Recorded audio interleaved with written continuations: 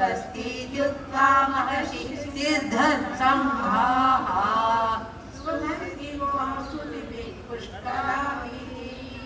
रुद्रादित्या वसो ये च साध्या विश्वेष्विनौ मरुतश्चोष्मपाच गन्धर्वयक्षासुर सिद्धसङ्घाः वीक्षन्ते त्वां विस्मिता चैव सर्वे रूपं महते बहुवक्त्र नेत्रम् महाबाहो बहुबाहुपादं बहूदरं बहुदंष्ट्राकरालं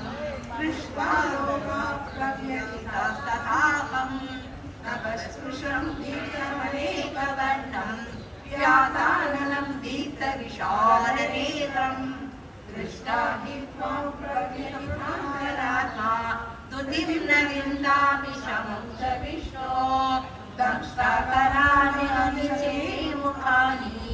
दृष्ट्वैव कालानलसन्निभानि दिशो न जाने न लभे च शर्म प्रसीद देवेश जगन्निवास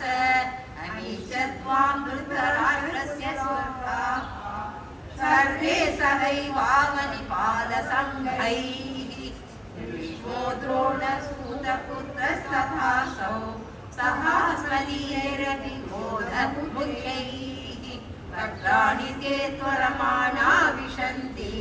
दंष्ट्राकराला पुनः पुनः यत्र योगेश्वर कृष्णः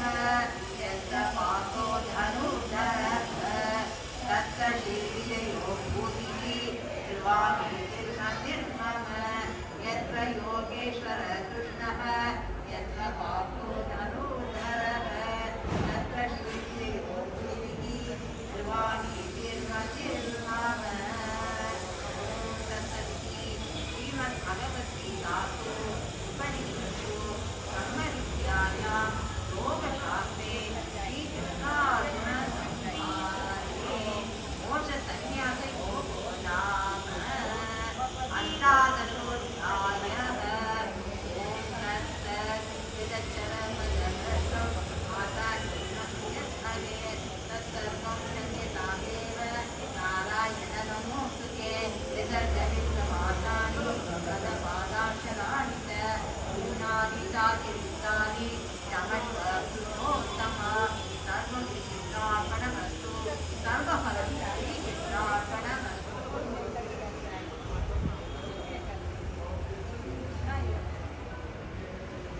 Now second book is starting. I will begin and begin.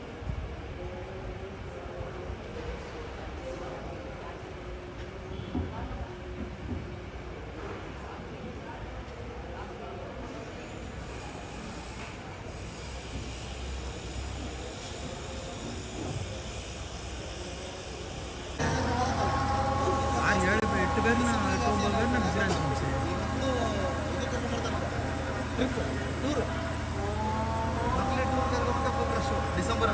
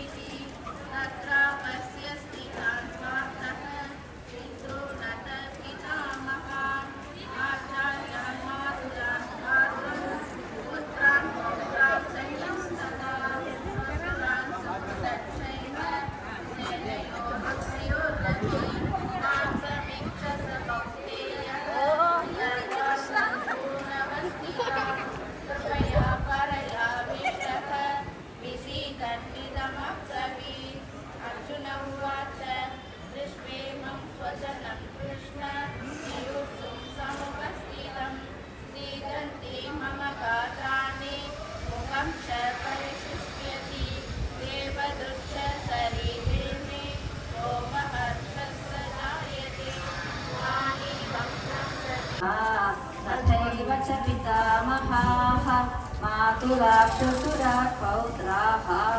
शालासम्बन्धिनस्तथा एतानहं त्वमिच्छामि विहतोऽपि Madhusudan अपि त्रैलोक्यकार्यये प्रणश्यन्ति कुलधर्मा सनातनाः धर्मेण स्ते कुलं कृष्णम् अधर्मोऽभिभवत्युत अधर्माभिभवात् कृष्ण प्रदुष्यन्ति कुलस्य